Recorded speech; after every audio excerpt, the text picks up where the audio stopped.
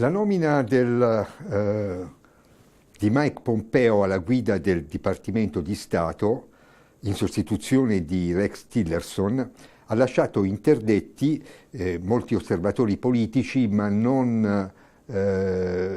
sorpresi del tutto, in quanto le tensioni tra il presidente Trump e Tillerson negli ultimi tempi erano andate crescendo, sia per quanto riguarda la questione dell'Iran, dove Tillerson riteneva necessario che si rispettasse l'accordo, la questione della Russia, dove Tillerson, che era stato portato al Dipartimento di Stato proprio perché aveva una posizione amichevole nei confronti della Russia, però nel caso Skripal aveva preso una posizione molto netta a sostegno di Theresa May.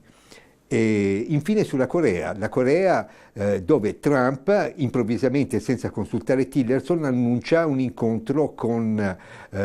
Kim Jong-un, con il rischio di legittimare il dittatore senza ottenere in cambio, diciamo, assicurazioni sul disarmo nucleare. Che cosa cambierà con l'arrivo di Mike Pompeo nella politica estera americana? Certamente si tratterà di una politica più muscolosa, più diretta, più rispondente, diciamo, al carattere di Trump, che era stato in qualche modo ingabbiato da Tillerson con la collaborazione del capo della sicurezza McMaster e del ministro della difesa Mattis. In questo modo cercavano di contenere, diciamo, le imprudenze, le irrequietezze del presidente. La partenza di Tillerson preoccupa un po' perché